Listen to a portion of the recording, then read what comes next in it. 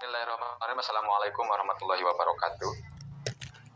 Waalaikumsalam warahmatullahi wabarakatuh. Kita bertemu lagi di mata kuliah manajemen konflik. Ini hanya sebatas sebuah pengantar di mata kuliah manajemen konflik. Sebenarnya kemarin Bapak sudah bicarakan masa RPS dan sekarang pertemuan pertama masalah pengantar dalam hal manajemen konflik dan untuk di KPI ini. Nah, ada beberapa poin penting dalam konflik.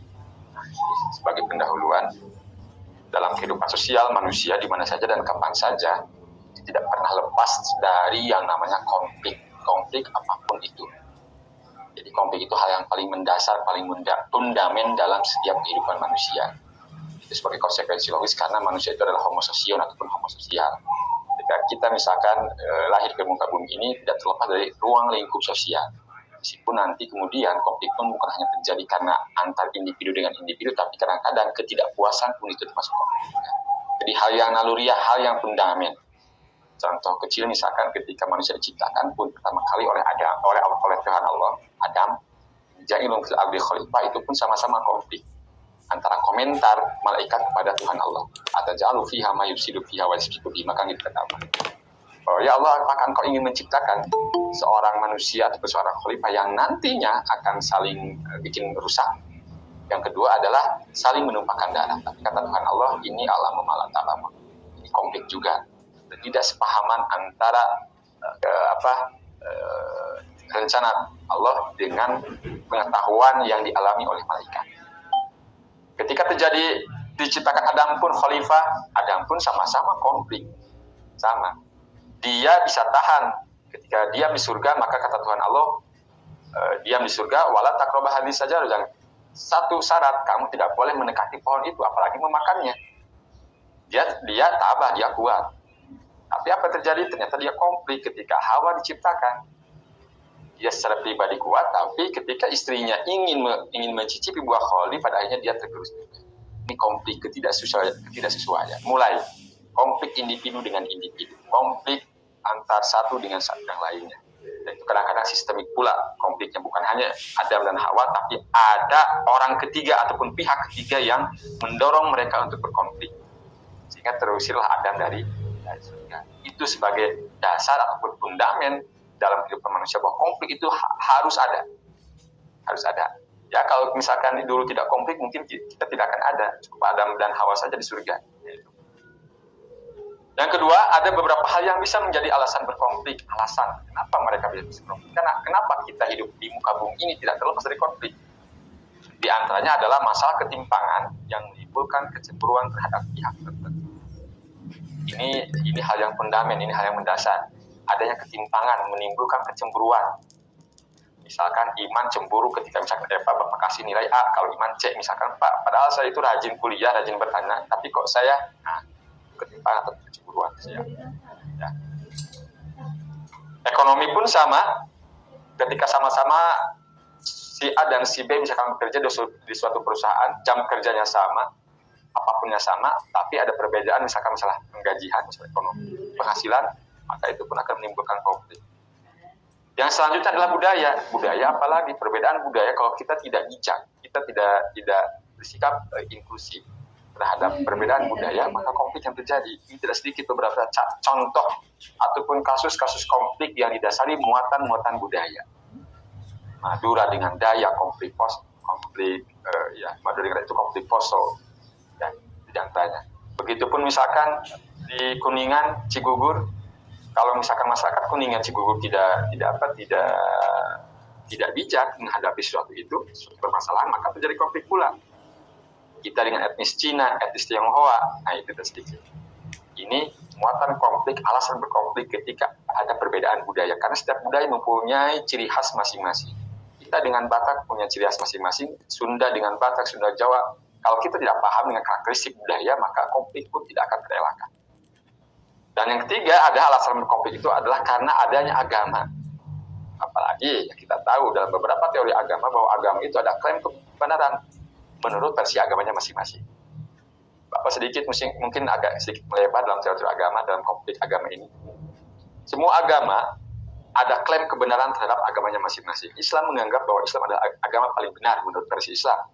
Begitupun menurut versi Nasrani yang paling benar. Begitupun versi agama-agama lain, itu pun agama mereka yang paling benar. Maka tidak sedikit konflik agama pun tidak terelakkan. Dulu misalkan Nasrani dengan Islam di perang salib, tidak terelakkan karena adanya motivasi agama.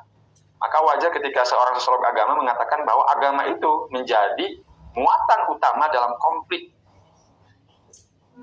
Konflik apapun itu pasti ada muatan agama. Ada muatan keyakinan. Keyakinan terhadap yang gaib. Keyakinan terhadap Tuhan yang mereka yakini. Nah, itu juga terjadi kalau si antar penganut umat beragama tidak bersikap bijak. Maka kalau sekarang di kita itu rame-rame digembulkan masalah moderasi beragama. Di sisi lain agama adalah ladang konflik, tapi di sisi lain juga agama bisa menjaga kohesivitas masyarakat ataupun hubungan masyarakat ataupun harmonisasi hubungan masyarakat antar pemeluk umat beragama. Kalau misalkan si masyarakat tersebut sudah bijak dalam menghadapi perbedaan masalah agama. Kenapa? Bapak teringat salah satu ayat Al-Quran mengatakan inna khalaqnakum min dzakari wa untha wa ja'alnakum syu'uban wa qabaila lita'arafu, kata Tuhan. Bahwa Tuhan Allah menciptakan manusia itu dari satu laki-laki dan satu perempuan. Kemudian Tuhan menciptakan bersuku-suku dan berbangsa-bangsa. Ketika suku-suku dan berbangsa-bangsa pasti ada agama yang mengikat. Kenapa? Sebagian orang mengatakan atau sebagian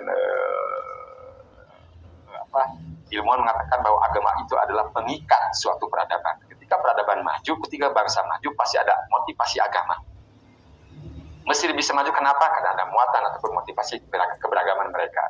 Suku Aztec dulu suku Maya, suku Aztec di Amerika, mereka bisa membangun sebuah peradaban besar karena ada motivasi keagamaan.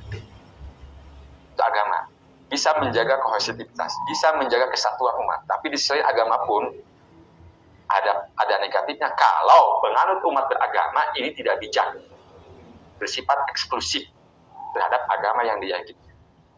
Maka dalam tradisi agama itu ketika berbicara toleransi, tidak semua ditoleran, tapi ada batas-batas toleransi. Bukan berarti misalkan ketika orang lain ibadah misalkan kita harus ibadah dengan cara ibadah mereka, bukan. Itu yang salah, tapi hargai mereka. Kita pun tidak bisa menyalahkan mereka. Ya, ketika misalkan non-Islam sedang melaksanakan ibadah, kita misalkan mengkritik, kita yang salah. Kita bersifat eksklusif. Kita tidak bisa menyalahkan ibadah mereka. Karena mereka ibadah itu ada seperangkat ajaran yang mendukung mereka untuk melakukan ibadah tersebut. Jadi tidak mudah kita menghukumi orang. Maka kalau dalam tradisi antropolog agama itu adalah evoke.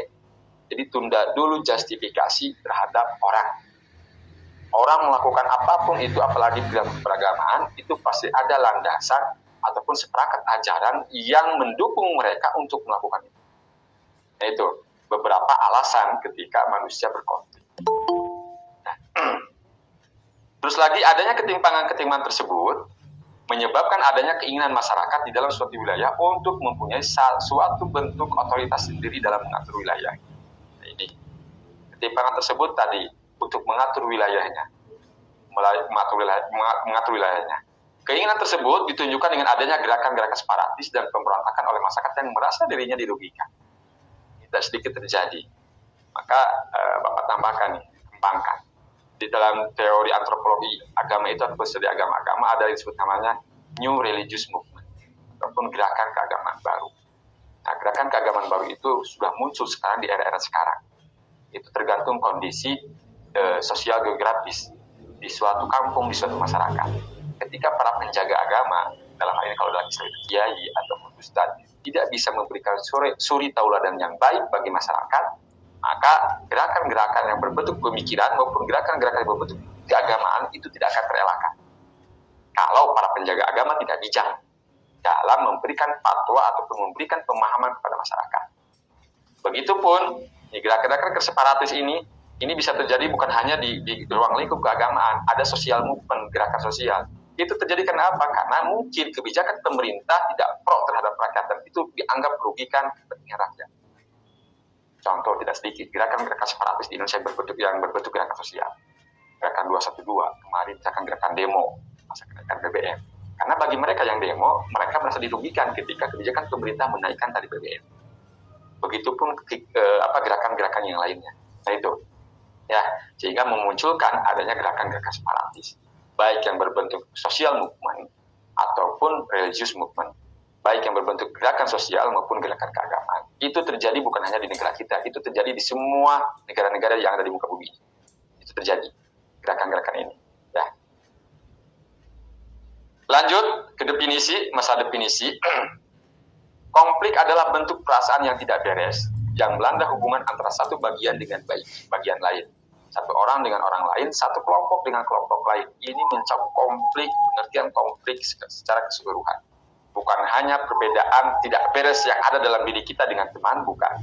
Antara kita dengan dengan keluarga, bukan. Tapi satu bagian dengan bagian lain pun dalam diri kita yang bersifat psikis itu termasuk konflik pula.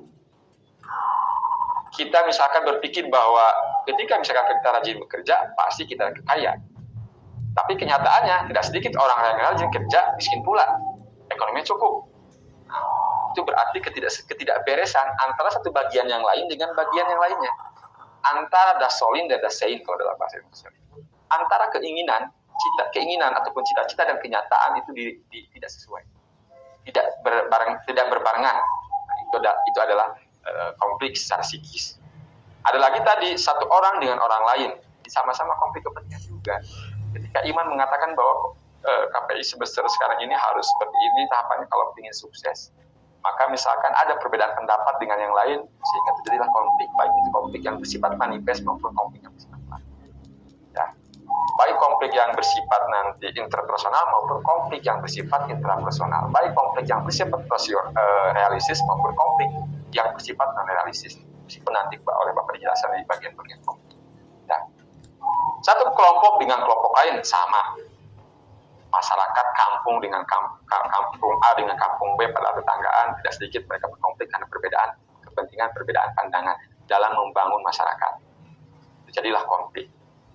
Konflik perang antar kampung. Itu tidak sedikit di kita.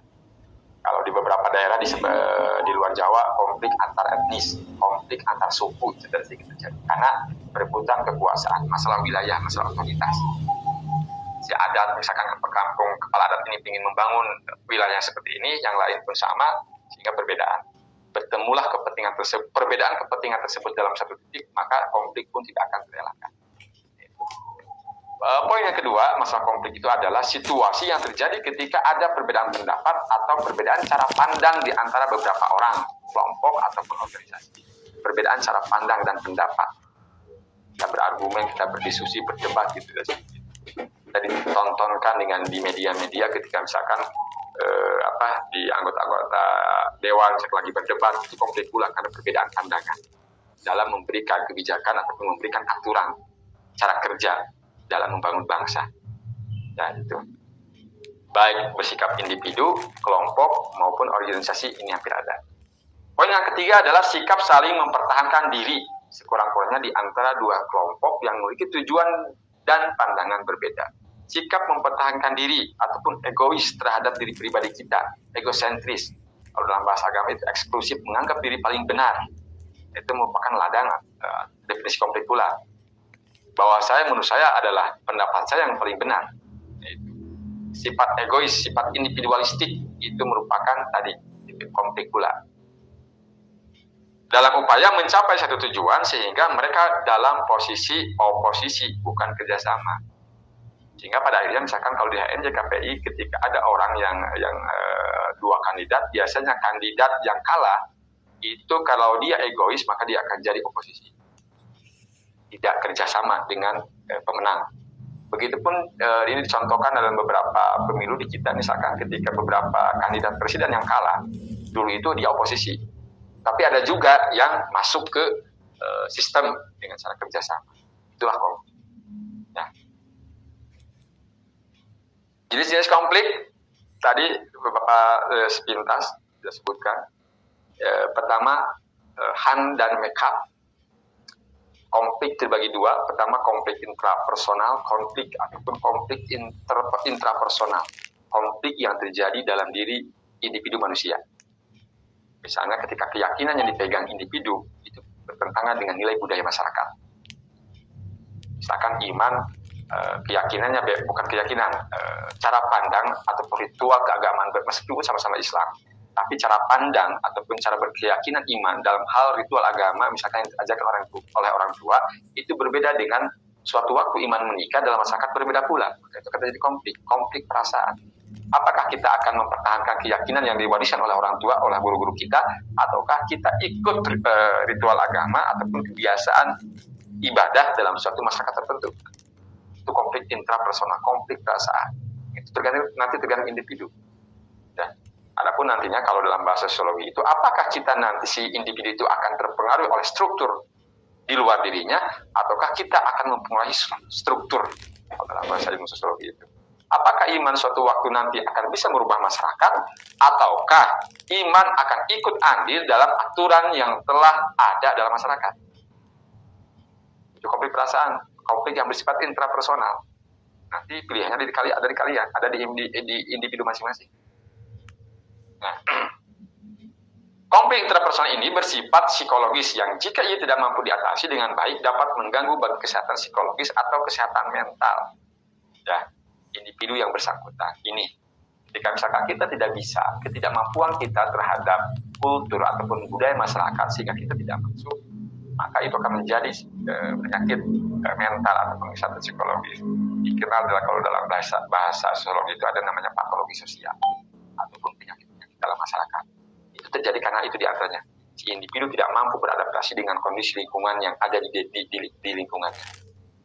Iman misalkan dia di suatu masyarakat punya aturan sendiri, iman pun sama punya aturan sendiri dalam menjalankan hidup.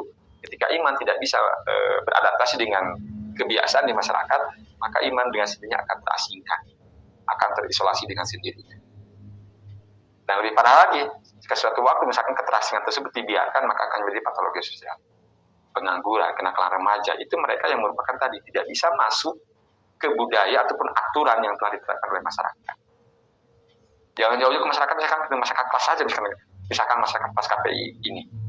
Ketika ada si individu tidak bisa masuk ke kebiasaan yang dilakukan oleh masyarakat kelas di sini, maka si individu tersebut, si mahasiswa tersebut, dengan sendirinya akan terasingkan, akan terisolasi dengan sendirinya. Ataupun ada mahasiswa yang tidak seprem misalkan dengan pemikiran kita, maka dengan sendirinya dia akan terasingkan. Kalau dia mampu misalkan menghadapi itu, maka kebanyakan yang mayoritas itu akan terpengaruh oleh yang satu. Tapi kalau si individu tidak mampu untuk menghadapinya, maka dia akan terasingkan.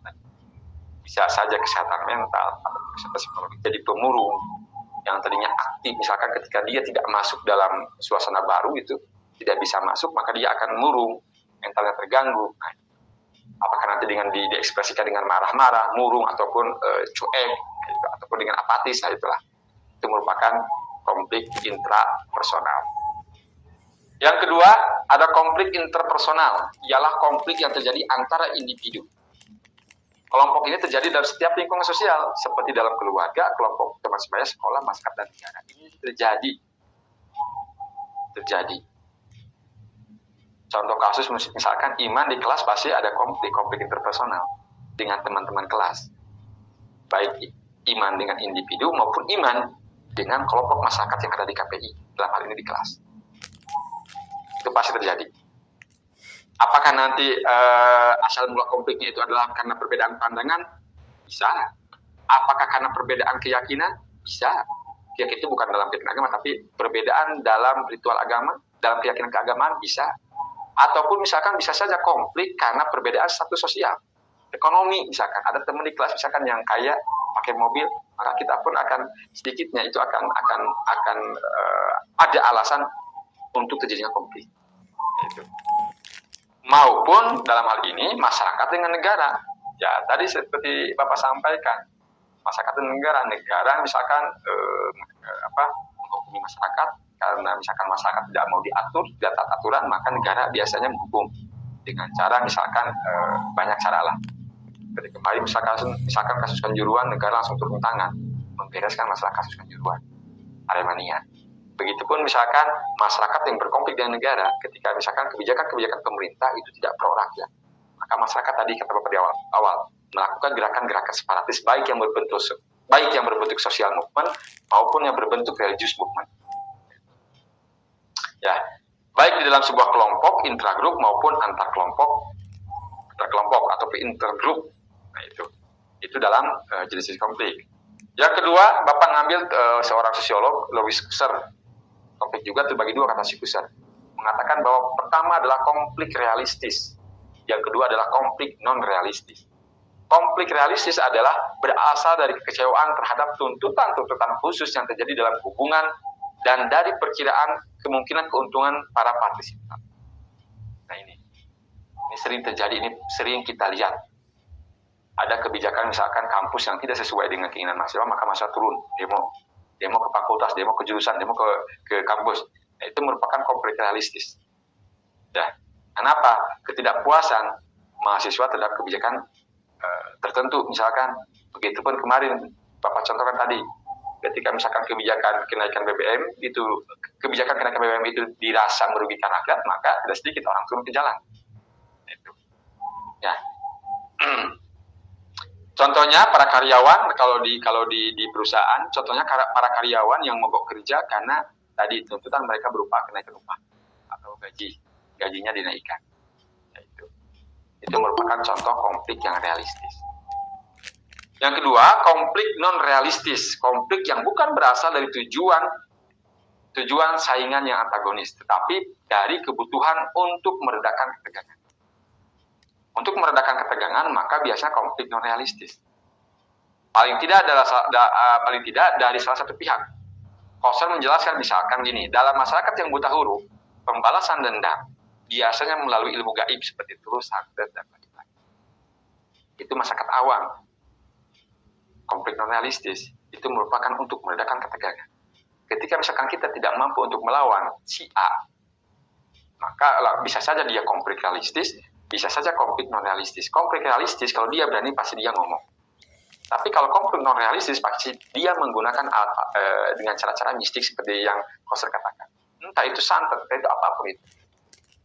Ya, itu konflik non realistis. Tidak sedikit. Ada misalkan laki-laki dan perempuan suami istri bercerai karena misalkan sang suami tidak rela ketika istrinya itu kawin lagi, maka sering pakai alat-alat mistik misalkan. Tidak sedikit. Sering menggunakan cara-cara mistik. Begitupun misalkan iman ketika misalkan nembak cewek, nembak perempuan, ditolak misalkan. Itu bisa saja konflik realistis. Orang dipelet. Nah itu termasuk. Itu dalam masyarakat awam itu terjadi seperti itu. Ya. Nah, kebalikan kalau di masyarakat modern itu ataupun masyarakat maju, itu cara melakukannya dengan cara pengkambing hitam. Ya, misalkan kalian nanti kalau ada konflik ya non realistis itu bisa dilihat apakah pola pikir individu itu awam ataupun modern ataupun maju, bisa dilihat dari cara meredakan ketegangan, apakah dengan cara mistik ataukah dengan cara pengkambing hitam. Itu sering terjadi dua solusi, bukan dua solusi, meredakan ketegangan ini dalam dua ini sering terjadi. Itu bagi mereka yang untuk meredakan ketegangan tergantung pola pikir kita, apakah kita masih awam atau masih kita kurang dalam hal pemahaman konflik, ataukah kita misalkan sudah maju pemikiran. Ya. Itu dalam hal konflik. Ya. Misalkan yang lebih real aja sebenarnya.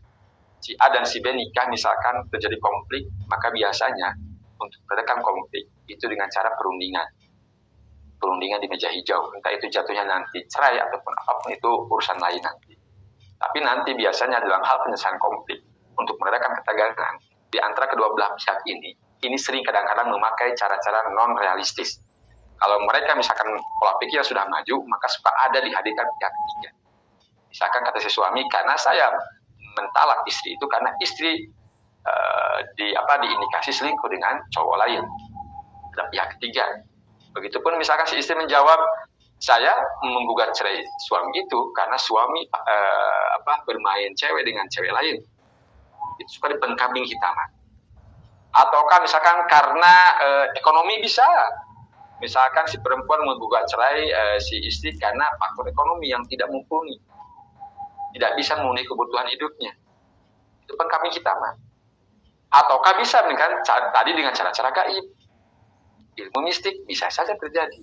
Kalau misalkan pola pikir si A dan si B dalam rumah tangga itu pola pikirnya masih awam. Ya itu tidak sedikit terjadi. Ini ada dalam masyarakat kita. Selanjutnya, teori-teori konflik utama, teori-teori utama mengenai sebab-sebab konflik ini, penyebab konflik. Pertama, hubungan masyarakat. Teori hubungan masyarakat menganggap bahwa konflik disebabkan oleh polarisasi yang terus terjadi, ketidakpercayaan dan permusuhan di antara kelompok yang berbeda dalam satu masyarakat. Polarisasi terjadi, terus ketidakpercayaan masyarakat, kelompok masyarakat A terhadap kelompok masyarakat B, ataupun kelompok masyarakat A terhadap penjaga agama ataupun terhadap tokoh agama, sehingga permusuhan terjadi. Maka itu merupakan teori hubungan masyarakat, teori hubungan tadi terjadi. Karena apa tadi kata Bapak, bahwa manusia itu tadi homo sosial, tidak terlepas dari hubungan dengan masyarakat yang lain ataupun adanya interaksi sosial. Dan kadang-kadang teori hubungan masyarakat ini merupakan teori utama mengenai sebab-sebab konflik. Yang kedua, ada teori kebutuhan manusia. Paling mendasar teori kebutuhan manusia, masalah fisik, mental, dan sosial. Disebabkan oleh kebutuhan dasar tadi manusia, fisik, mental, dan sosial, yang tidak terpenuhi atau dihalangi. Gimana mau jadi jalan HMJ, misalkan dihalangi oleh Fikri, nah itu terjadi konflik. Teori kebutuhan manusia. Saya ingin jadi HMJ, tapi ada orang yang menghalangi, baik itu dosen ataupun tidak. Nah itu, ya, itu akan terjadi penyebab utama dalam hal berkonflik. Maka pada akhirnya itu cara penyelesaiannya tadi, untuk meredakan ketegangannya, mistik ataupun kita negosiasi. Nah itu. Hal yang sering menjadi inti pembicaraan adalah keamanan, identitas, pengakuan, partisipasi, dan otonomi. Masalah keamanan misalkan, kita merasa tidak aman ketika ada di dalam satu masyarakat, misalkan ada ancaman, begitupun misalkan ketika di kelas, kita merasa terancam, begitupun identitas kita misalkan terganggu. Ini terjadi dalam beberapa contoh kasus, dalam beberapa agama. Ada beberapa agama yang identitasnya tidak terakui, maka mereka tadi kebutuhan manusia itu hakikat ingin diperhatikan. Tapi karena mereka identitasnya tidak dihargai, maka ini yang menjadi penyebab utama konflik. Itu pengakuan termasuk partisipasi dan otonomi. Yang ketiga adalah teori negosiasi prinsip, menganggap bahwa konflik disebabkan oleh posisi-posisi yang tidak selaras dan perbedaan pandangan tentang konflik oleh pihak-pihak yang konflik. Ini teori negosiasi. Posisi-posisi yang tidak selaras dan perbedaan pandangan mengenai konflik. Ini adalah teori-teori utama mengenai sebab-sebab konflik. Selanjutnya, teori identitas. Berasumsi bahwa konflik disebabkan oleh identitas yang terancam yang berakar pada hilangnya sesuatu atau penderitaan di masa lalu yang tidak terselesaikan, yang tidak diselesaikan. Muncul sekarang misalkan isu-isu PKI. Tapi teori identitas. Identitas mereka terancam. Dulu pernah diancam, dulu pernah dieksekusi, ditanggulangi oleh pemerintah dengan cara apapun itu. Sekarang mulai terancam lagi karena yang namanya identitas ini kan kita tidak bisa tidak bisa memusnahkan, pasti ada terus. Yang sering berakar pada hilangnya sesuatu atau tadi penderitaan di masa lalu yang tidak diselesaikan. Sekarang muncul PKI itu karena apa? Karena orang-orang PKI menggugat masalah dulu penderitaan mereka di masa lalu. Orang tua mereka yang tidak bersalah pada akhirnya harus dihukum oleh negara. Nah, ini tidak sedikit kasus terjadi di masalah teori identitas. Ini sering kadang-kadang dimunculkan. Kemarin misalkan ada kasus Sambo, maka muncul lagi teori identitas. Masalah kilometer berapa ya itu yang Laskar FPI itu dimunculkan lagi. Kenapa tadi? Pada hilangnya sesuatu dan kadang-kadang penderitaan di masa itu yang tidak diselesaikan. Orang ditembak oleh polisi misalkan tadi di kilometer berapa, Bapak lupa lagi. Tapi itu oleh polisi dianggap selesai satu pihak, tapi di pihak lain itu belum selesai katanya, tidak selesai dalam hal penanganan kasusnya. Yang ketiga adalah penyebab utama konflik adalah teori kesalahpahaman antar budaya. Antar budaya berasumsi bahwa konflik disebabkan oleh ketidakcocokan dalam cara-cara komunikasi, cara kita ngobrol, berinteraksi dengan Sunda dengan Jawa, Sunda dengan Batak, sehingga terjadi kesalahpahaman, maka itu adalah penyebab konflik. Ya. Ataupun antar berbagai budaya yang berbeda. Ya, itu. Misalkan gini, kalau kita tidak tahu karakter bangsa, karakter budaya, maka ketika kita melihat orang-orang Batak itu, gaya bicaranya itu pasti seolah-olah ngambek. Begitupun orang Timur, pasti ngambek. Beda dengan karakter Sunda yang lemah lembut. Perbedaan karakter bangsa ini, karakter budaya ini, kalau misalkan dua-duanya tidak saling mengenal, maka konflik pun akan terjadi dan tidak bisa dielakkan karena kesalahpahaman antar budaya tersebut, ketidakcocokan. Nah, itu. Sehingga ada bahasa mengatakan, ini dalam tradisi Sunda, orang Sunda tidak boleh nikah dengan orang Jawa. Padahal itu hanya sebatas tadi. Bisa saja itu terjadi, bisa saja misalkan jika dilaksanakan terjadi konflik perceraian karena tadi kesalahpahaman antar budaya. Tapi kalau dua-dua saling memahami, ya tidak apa-apa sebenarnya, tidak ada batasan dalam hal pernikahan. Tapi kadang-kadang orang tua kita suka ngobrol, misalkan ke anaknya, kamu tidak boleh nikah dengan kampung anu, kamu tidak boleh nikah dengan dengan etnis anu. Karena mungkin dulunya terjadi kesalahpahaman antar budaya, ketidakcocokan dalam hal cara berkomunikasi maupun berbagai budaya yang lain. Ya. Yang selanjutnya ada teori transformasi konflik. Berasumsi bahwa konflik disebabkan oleh masalah-masalah ketidaksetaraan dan ketidakadilan yang muncul sebagai masalah sosial, budaya, dan ekonomi. Ini teori transformasi konflik. Ketidaksetaraan dan ketidakadilan. Misalkan Bapak memperlakukan kalian itu beda, tidak adil. Nah, itu akan menjadi masalah penyebab utama dalam masalah konflik. Sehingga nanti efeknya itu akan berefek terhadap status sosial, status budaya, dan status ekonomi. Misalkan Bapak hanya sebatas mengakui ataupun memberikan penilaian lebih terhadap mereka yang kaya misalkan, nah itu teori transformasi konflik. Di sisi lain, konflik bisa menyebabkan perpecahan di antara kelompok, tapi di sisi lain juga konflik bisa, tadi kata Bapak, itu bisa membuat harmonis suatu hubungan, kohesivitas. Baik agama, baik ekonomi, baik budaya, baik sosial maupun apapun itu. Baik harmonisnya itu antar satu kelompok segmen maupun antar kelompok yang lain. Maka lihat, kenapa misalkan ada beberapa posisi konflik antara kelas borju dan kelas proletar, itu konflik. Antara pemilik modal dengan kaum buruh, itu konflik. Tapi di sisi lain, konflik pun ini bisa dimanfaatkan. Apa manfaatnya? Ternyata di kaum borju itu lebih kuat kohesivitasnya, harmonisnya lebih kuat. Begitupun di kelompok-kelompok proletar ataupun kelompok buruh, ternyata itu lebih kuat. Meskipun di sisi lain, di pola hubungan yang lain itu konflik mereka, konflik kelas. Tapi di sisi lain, ada kohesivitas, ada harmonisasi, lebih kuat. Maka wajar ada beberapa posisi konflik. Di antaranya adalah memperkuat solidaritas kelompok. Asobiyah semakin kuat kalau dalam bahasa Ibnu Khaldun. Ya. Meskipun nanti ada berbagai kritik dari hal ini. Ketika asobiyah kita, kelompok ataupun bahasanya itu dalam Ibnu Khaldun itu. Solidaritas kesukuan semakin kuat, maka konflik pun tidak akan terelakkan. Tapi di sisi lain itu menjaga solidaritas kelompok. Tergantung kaliannya, tergantung kitanya yang menghadapi, yang mengalaminya. Apakah kita ingin mengunggulkan misalkan etnis Sunda di mata Indonesia, Sunda yang paling unggul, justru itu akan memperkuat etnis Sunda. Tapi tidak terelakkan juga kita pun akan berkonflik dengan etnis yang lain. Jadi ada dua sisi yang berbeda. Konflik itu. Ya.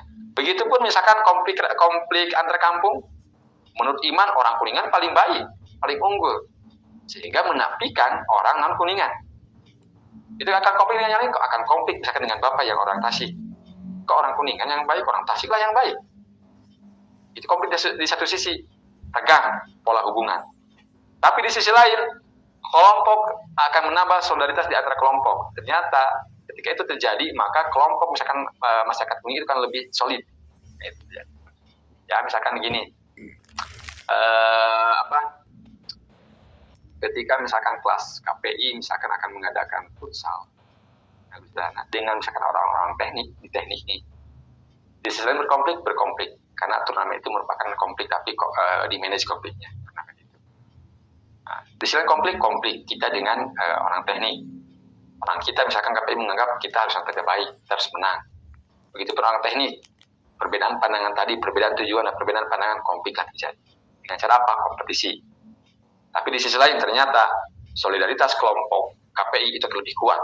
Orang-orang KPI akan mendukung orang-orang yang bertanding di bola, jadi orang KPI akan menjadi supporter ataupun pendukung terhadap kawan-kawannya yang sedang bertanding bola. Begitupun orang teknik pun sama, akan memperkuat kelompok. Jadi punya dua sisi yang berbeda kompetitif. Ya.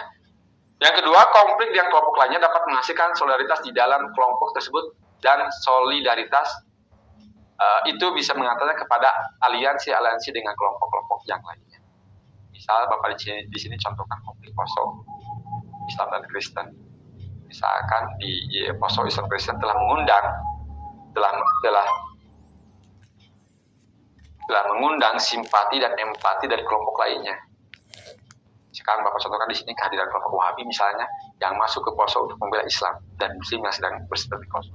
Begitupun misalkan contoh yang lebih luas, konflik Israel dan Palestina, misalkan tidak sedikit orang-orang Indonesia merasa empati dan simpati terhadap Islam Palestina. Begitu orang Nasrani, karena misalkan ketika ada Nasrani terancam di suatu negara, maka orang Nasrani yang lain akan merasakan simpati dan empati terhadap kelompok itu. Jadi tadi kata Bapak mengatakan kepada aliansi dengan kelompok-kelompok lainnya, solidaritasnya, solidnya itu. Ya, kadang-kadang bukan hanya simpati dan empati, kadang-kadang kita ikut andil membantu mereka. Itu. Lanjut, ketiga, konflik juga bisa menyebabkan anggota-anggota masyarakat yang terisolasi menjadi berperan secara aktif. Beberapa desa di Poso misalkan kerap menjadi lokasi konflik yang mengharuskan masyarakatnya berperan dalam konflik tersebut. Padahal konflik mulanya berada di tengah kota, tapi merebak ke kampung-kampung sehingga orang-orang desa pun yang terasingkan, yang terisolasi ikut andil dalam konflik tersebut. Nah, itu konflik. Misalkan konflik misal Ukraina dan Rusia. Meskipun itu terjadi misalkan di beberapa kelompok-kelompok tertentu, misalkan tentara ikut berperang, tapi kadang-kadang masyarakat biasa pun yang terisolasi itu kadang-kadang akan ikut berperan aktif untuk ikut andil dalam konflik tersebut. Ya, ini tadi konflik yang menyebabkan anggota masyarakat yang terisolasi menjadi berperan secara aktif. Nah, keempat, konflik juga bisa berfungsi untuk komunikasi pada akhirnya. Ya, ini fungsi positifnya. Konflik juga bisa berfungsi untuk komunikasi. Sebelum terjadi konflik, anggota-anggota masyarakat akan berkumpul dan merencanakan apa yang dilakukan. Misalkan, jangan jauh-jauh ke konflik yang konflik kecil aja misalkan. Tadi kata Bapak, turnamen bola. KPI pasti akan berkumpul. Orang-orang KPI akan berkumpul dengan cara komunikasi tadi. Berfungsi untuk komunikasi. Ketika kita akan menghadapi musuh di depan, maka pada akhirnya kita pun secara kelompok itu akan berkomunikasi bagaimana kita cara melawan musuh tersebut supaya kita bisa menang. Itu komunikasi. Yang tadi misalkan kita jarang ngobrol, jarang ngomong dengan yang lain, maka ketika akan terjadi konflik di antara satu kelompok itu akan terjadi komunikasi yang baik. Jadi pada akhirnya senasib sepenanggungan. Melalui tukar menukar pikiran bisa mendapatkan gambaran yang lebih jelas akan apa yang harus dibuat, entah untuk mengalahkan lawan atau untuk menciptakan kedamaian. Dengan adanya konflik Poso misalkan, para tokoh cendekiawan Islam dan Kristen serta beberapa perwakilannya duduk dalam sebuah diskusi untuk bermediasi. Ini manfaat konflik tadi pada akhirnya. Ya diselesaikan tadi dengan cara komunikasi. Pada akhirnya diambil beberapa tokohnya antara Kristen dan Islam, misalkan dalam kasus Poso diambil untuk berdiskusi, bermediasi. Hal ini menunjukkan bahwa konflik merupakan ajang untuk saling bertukar pendapat. Apa penyebab konfliknya? Apakah karena orang-orang Islam yang terlalu egois, ataukah karena orang Kristen yang terlalu egois? Bisa saja terjadi. Maka tukar pendapat sehingga menimbulkan solusi-solusi bagi penyelesaian konflik. Nah, ini ada yang selanjutnya adalah arena dan skala konflik. Arena dan skala konflik. Konflik sosial bisa berlangsung pada 3 ruang kekuasaan yang dikenal dalam sebuah sistem sosial kemasyarakatan. Yaitu pertama kekuasaan negara, yang kedua masyarakat sipil atau kolektivitas sosial, dan yang ketiga adalah korporasi ataupun sektor swasta. Dan menjadi dalam 3 bentuk. Bisa konflik antara ruang kekuasaan negara dengan masyarakat sipil, bisa negara dengan sektor swasta, bisa masyarakat sipil dengan sektor swasta, ataupun swasta dengan masyarakat sipil. Ini saling tumpang tindih, saling keterkaitan antara 3 sektor ini. Ya, misalnya warga masyarakat sipil atau kolektivitas sosial berhadapan dengan melawan negara, atau sebaliknya. dalam hal konflik sosial dapat terjadi dalam bentuk protes warga atas kebijakan publik yang diambil oleh negara yang dianggap tidak adil dan merugikan masyarakat. Banyak nih, misalkan kebijakan-kebijakan negara yang merugikan masyarakat, maka terlalu sedikit. Caranya masyarakat itu dalam mengekspresikan kekecewaan mereka adalah dengan turun ke jalan. Kalau sekarang mungkin bukan hanya turun ke jalan, nyinyir di netizen, nyinyir di medsos netizen itu. Wah, kebijakan Jokowi bla bla bla itu merupakan tadi konflik warga sipil, masyarakat sipil ataupun kolektif sosial berhadapan melawan negara, ataupun sebaliknya. Sama. Nah, yang kedua, konflik sosial yang berlangsung antara warga masyarakat ataupun kolektivitas sosial melawan swasta ataupun korporasi. Ini terjadi misalnya di Papua. Ya, mereka merasa dirugikan ketika ada Freeport. Kenapa? Bagi mereka misalkan ketika ada Freeport itu tidak berefek terhadap perekonomian masyarakat sekitar ataupun masyarakat Papua. Tetap aja yang maju itu Pulau Jawa, Papua tetap masyarakat misalkan dalam infrastruktur itu rendah misalnya. Jika terjadi konflik sosial antara kolektivitas masyarakat ataupun masyarakat sipil dengan korporasi ataupun perusahaan swasta. Tidak sedikit terjadi, bukan hanya di Papua, ini terjadi di daerah-daerah yang ada pabriknya misalkan, ada korporasi besar, itu tidak sedikit terjadi. Masyarakat melakukan tuntutan terhadap apa fungsinya misalkan ketika ada suatu perusahaan di kampung A misalkan, malah menjadi ricuh misalkan ketika air limbahnya tidak bisa diolah, tidak bisa air limbahnya misalkan tidak bisa dimanfaatkan kan gitu, buang di sana kemari. Nah, itu merupakan tadi konflik sosial antara kolektivitas masyarakat dengan korporasi. Pengelolaan konflik, jadi manajemen nih, baru manajemen itu adalah pengelolaan konflik. Tadi kata Bapak bahwa konflik itu bukan untuk dihindari tapi dikelola. Dengan cara apa? Tadi komunikasi pertama adalah komunikasi. Suatu komunikasi yang baik akan menciptakan lingkungan yang terapeutik dan kondusif. Ya, jadi komunikasi pertama itu adalah komunikasi yang efektif, itu kan menimbulkan suasana yang terapeutik dan kondusif. Kalau kita gagap dalam komunikasi, maka konflik pun tadi tidak terhindarkan. Maka kelola dengan cara pertama komunikasi. Suatu upaya yang dapat dilakukan untuk menghindari konflik adalah dengan menerapkan komunikasi yang efektif dalam kegiatan sehari-hari yang akhirnya dapat dijadikan sebagai satu cara hidup. Berbicara yang baik, berperilaku yang baik, itu komunikasi. Jadi komunikasi itu bukan hanya komunikasi verbal, tapi non-verbal pun ada. Nah, gestur tubuh, kata-kata yang bijak. Ya. Yang kedua, pengelolaan konflik itu bisa dengan cara mendengarkan secara aktif. Merupakan hal penting untuk mengelola konflik. Ketika ada orang berkonflik marah-marah, kita jangan bahas dengan marah-marah lagi, tapi dengarkan dia. Apalagi biasanya nih, kalau misalkan dalam hubungan baik rumah tangga maupun pacaran, ketika pacar kita ngambek, jangan bahas dengan ngambek. Dengarkan secara baik. Apa? Misalkan, kenapa pacar kita ngambek ke kita? Lalu ketika selesai dia ngambek, kita baru komunikasi, bertutur kata dengan cara-cara bijak. Itu adalah pengelolaan konflik. Yang selanjutnya terakhir adalah cara resolusi ataupun penyelesaian konflik. Pendekatan dalam resolusi konflik tergantung pada konflik itu sendiri. Jadi kita harus lihat analisisnya nih. Konflik ini skalanya gimana nih? Apakah sistemik ataupun tidak? Apakah nanti konfliknya latin ataupun tidak, gimana? Jadi harus tahu konflik itu sendiri. Untuk untuk resolusi konflik harus tahu jenis konflik itu sendiri. Karakteristik pertama. Yang kedua, karakteristik orang-orang yang terlibat di dalamnya. Kita lihat, yang terlibat dalam konflik tersebut harus lihat karakternya. Apakah misalkan orang-orang ini adalah misalkan segmen orang berpendidikan atau orang awam? Kita harus tahu dulu karakter orang. Yang ketiga adalah keahlian individu yang terlibat dalam penyelesaian konflik. Keterlibatan individu, keahlian individu yang terlibat dalam penyelesaian konflik, kita harus lihat. Apakah dia luwes tidak? Apakah dia bijaksana tidak?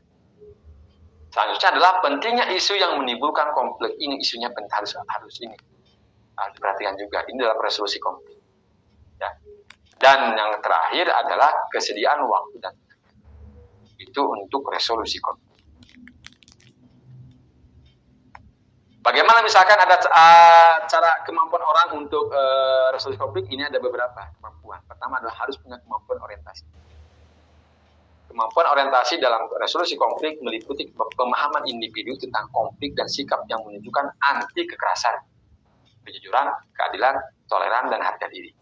Ini kemampuan orientasi. Orang harus mempunyai orientasi yang jelas dalam menumbuhkan inisiatif untuk resolusi konflik. Kalau misalkan orangnya keras, temperamen, maka itu tidak bisa resolusi konflik. Begitupun misalkan orangnya tidak jujur, maka dia tidak akan dipercaya untuk menyelesaikan konflik. Maka salah satu syarat ini menjadi mutlak untuk resolusi konflik. Ya. Jadi harus anti kekerasan, dia orangnya tidak pemarah, dia orangnya jujur, adil, toleran terhadap perbedaan, dan dia mempunyai harga diri, mempunyai dia punya identitas yang kuat. Yang selanjutnya adalah kemampuan persepsi atau menghargai perbedaan. Tadi yang disebutkan di atas toleran. Suatu kemampuan seseorang untuk dapat memahami bahwa tiap individu dengan individu yang lain,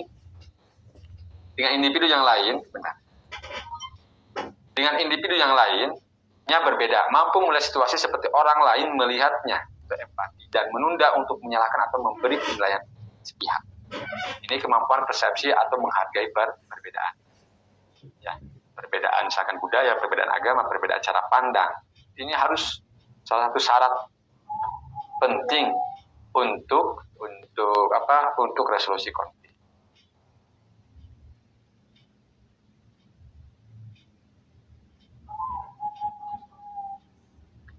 Terus juga ada kemampuan emosi atau kecerdasan emosi. Emosi itu bukan hanya pemarah loh.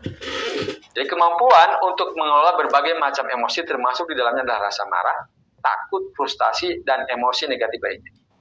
Jadi kita harus cerdas, harus bisa mengatur emosi kita. Misalkan ketika ada orang berkonflik, misalkan kita pun jangan larut dalam konflik tersebut. Kita pun jangan ikut-ikutan marah. Ataupun kita pun jangan takut terhadap penyelesaian konflik. Tapi kita harus jaga emosi kita, kemampuan menahan emosi. Maka Bapak teringat sebuah hadis mengatakan laisa sadidu bisur'ati innama sadidu yamliku nafsahu indal qadar, kata Nabi Muhammad, bahwa yang termasuk orang kuat itu Nabi Muhammad bukan misalkan seorang petinju, bukan yang badannya kekar, bukan, tapi termasuk orang yang betul adalah mereka yang bisa menahan amarah ataupun sabar ketika dia sedang amarah. Ya, itu kata Bapak teringat itu. Jadi bisa menahan emosi, bisa menahan amarah. Dia bisa mengkelangkeng ataupun menghentikan rasa marah, takut, frustasi, dan emosi negatif lain. Yang selanjutnya adalah kemampuan berkomunikasi, meliputi kemampuan mendengarkan orang lain, memahami lawan bicara, berbicara dengan bahasa yang mudah dipahami, dan meresume atau menyusun ulang pernyataan yang bermuatan emosional ke dalam pernyataan yang netral ataupun kurang emosional. Ini kemampuan berkomunikasi. Kalau orang ngomong misalkan dengan marah-marah, maka kita harus berkomunikasi dengan baik. Dengan cara apa tadi? Meresume ataupun menyusun ulang pernyataan yang bermuatan emosi menjadi bahasa ataupun bahasa verbal yang netral ataupun tidak emosional lagi. Yang selanjutnya adalah kemampuan berpikir kreatif, meliputi kemampuan memahami masalah untuk memecahkan masalah dengan berbagai macam alternatif jalan keluar. Ini kemampuan berpikir kreatif. Kita harus kreatif pikiran kita ketika resolusi konflik. Harus mencari jalan keluarnya bagaimana. Ya. Kalau misalkan tidak kreatif, maka jalan keluarnya pun itu akan monoton. Sudah salaman aja. Padahal kan penyelesaian konflik itu bukan tidak bisa diselesaikan dengan hanya bersalaman. Tapi kita harus berpikir kreatif dan bagaimana nih ketika orang-orang ini ketika misalkan mereka salaman tapi tetap konflik, kita harus mencari alternatif yang lain. Yang selanjutnya adalah kemampuan berpikir kritis, yaitu suatu kemampuan untuk memprediksi dan menganalisis situasi konflik yang sedang dialami. Jadi kita harus berpikir kritis, analisis dulu, prediksi lalu analisis. Bagaimana situasi konflik yang sedang dialami? Apakah terjadinya konflik itu? Bagaimana isunya? Bagi siapa orang yang terlibat di dalamnya? Itu harus jelas, harus berpikir kritis, itu harus jelas tahapan-tahapannya. Supaya apa? Ketika kita mengeluarkan resolusi konflik itu bisa diterima oleh berbagai pihak. Nah, Adapun nanti setelah resolusi ada strategi di sini. Asal strategi resolusi konflik. Pertama menghindar. Itu bisa menghindar. Ya, bisa menghindar. Menghindar itu misalkan kita menghindari konflik bukan berarti kita pengecut. Tapi kita menganggap bahwa misalkan ketika kita menghindari konflik itu konflik tersebut itu tidak berefek terhadap kita. Kita mau cuek-cuek aja lah. Selagi itu tidak mempengaruhi kehidupan kita, ya cuek aja, tinggalkan. Nah itu bisa terjadi di beberapa individu. Ketika ada orang menghina misalkan ke kita, biarkan aja lah. Buat apa? Capek-capek ngelayanin dia. Nah itu termasuk. Biarkan misalkan anjing menggonggong kabilah berlalu. Nah itu cara-cara menghindar. Menghindari konflik dapat dilakukan jika isu atau masalah yang memicu konflik tidak terlalu penting, atau jika potensi konfrontasinya tidak seimbang dengan akibat yang akan ditimbulkan. Jadi kira-kira konflik tersebut misalkan tidak berefek dan tidak penting, lebih baik hindari. Ya, capek-capek tenaga lah kalau dalam bahasa Sunda untuk menghindari, untuk menghadapi orang seperti itu, capek-capek lah. Nah, itu misalkan. Penghindaran merupakan strategi yang memungkinkan pihak-pihak yang berkonfrontasi untuk menenangkan diri. Ketika si A dan si B misalkan berkonflik, dilihat nih, isunya tidak penting, tinggalkan aja lah gitu. Suatu waktu juga nanti dia akan bisa saling menenangkan diri kan gitu. Akan diam dengan sendirinya. Dan ini biasa terjadi misalkan ketika seorang ibu ada anaknya nangis, mah minta jajan, pak minta jajan. Strateginya adalah dengan cara menghindar, hindari. Kalau kita melawan, misalkan nak tidak punya uang, anak akan lebih marah lagi, akan lebih nangis lagi. Maka cara ataupun strategi resolusi konfliknya adalah dengan cara menghindar. Biarkan anak nanti nangis senangis-nangisnya. Nanti juga dia akan berhenti, akan bisa menenangkan diri. Kalau kita bahas dengan marah-marah lagi, maka anak akan lebih marah, emosi. Itu cara menghindar. Begitupun misalkan kita dengan pacar, Iman dengan pacarnya marah-marah. Marahnya itu adalah disebabkan oleh sesuatu yang tidak penting misalnya. Karena telat misalkan, pacarnya nyuruh Iman yang jemput jam 8, ini jam 8 lebih, setengah 9, marah. Nah itu masalah sepele. Dan itu tidak terlalu penting bagi kita, tapi bagi si pasangan itu penting. Maka kita hindari itu. Karena suatu waktu, di momen-momen tertentu, ataupun entah beberapa lama kemudian pun, dia pun akan tenang dan bisa menenangkan diri. Jadi hindari. Kalau kita layani, kita habis waktu. Capek. Itu menghindar. Yang selanjutnya kedua adalah mengakomodasi, memberi kesempatan pada orang lain untuk mengatur strategi pemecahan masalah. Khususnya apabila isu tersebut penting bagi orang lain. Hal ini untuk memungkinkan timbulnya kerjasama dengan memberi kesempatan pada mereka untuk membuat keputusan. Ini cara akomodasi mereka.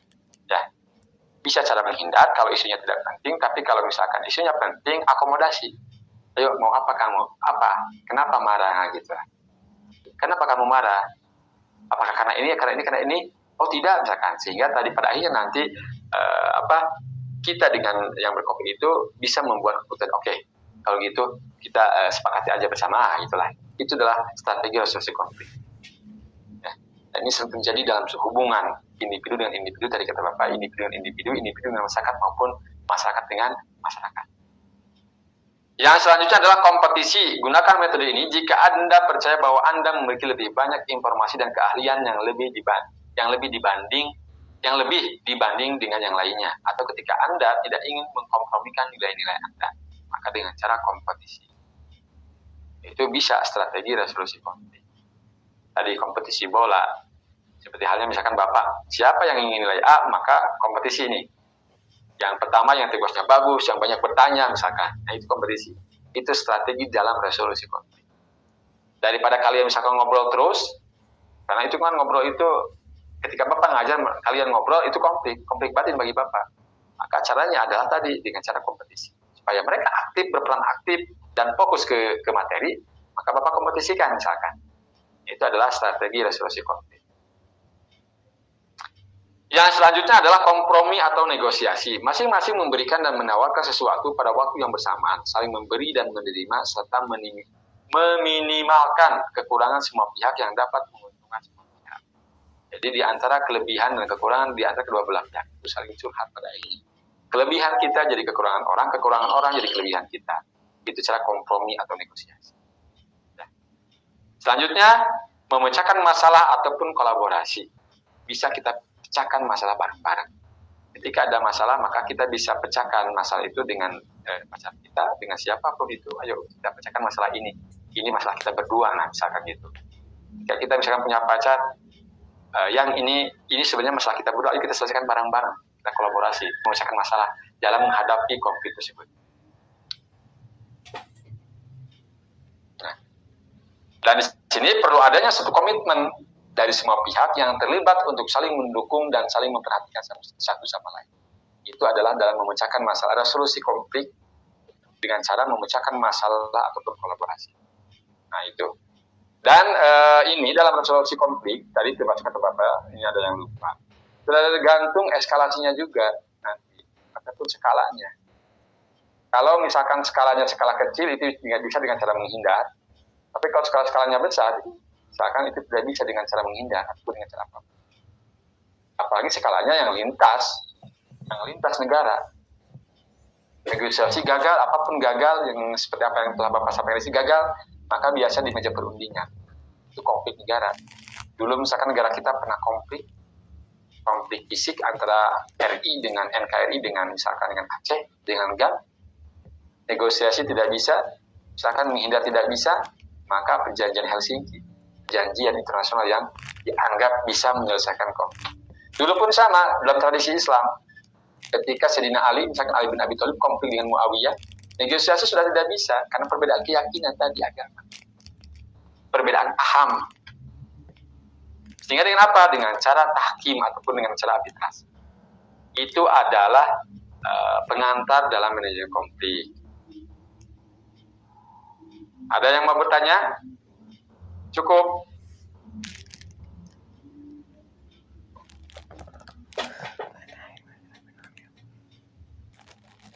Gimana, Man? Cukup? Izin bertanya, Pak. Nah, enggak, Pak Kang Budi. Assalamualaikum warahmatullahi wabarakatuh. Waalaikumsalam warahmatullahi wabarakatuh. Tadi sangat luar biasa Pak penyampaian tentang materi terkait dengan manajemen konflik. Karena ternyata kita dalam kehidupan tuh ya tidak akan terlepas dari konflik. Ya. Baik individu, kita dengan diri kita, dengan masyarakat. Ini ada beberapa, ada ini pertanyaan Pak. Enggak. Ketika kita dalam suatu suasana diskusi nih Pak, kita sedang berdiskusi. Nah, misalkan si A dengan si B, terjadilah tuh perbedaan pandangan. Nah, ketika si A itu mengejar apa yang dia sampaikan, ternyata dia tuh sudah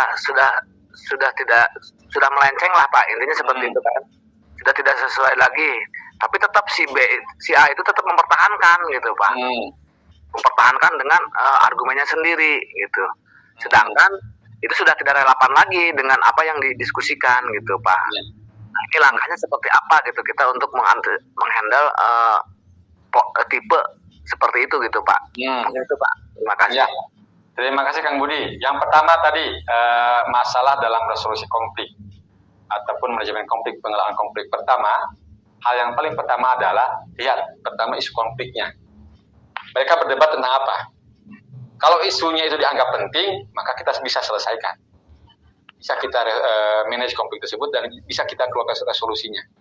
Tapi kalau misalkan berdebat mereka dengan hal-hal yang tidak penting, biarkan aja. Kita menghindar sebenarnya bisa.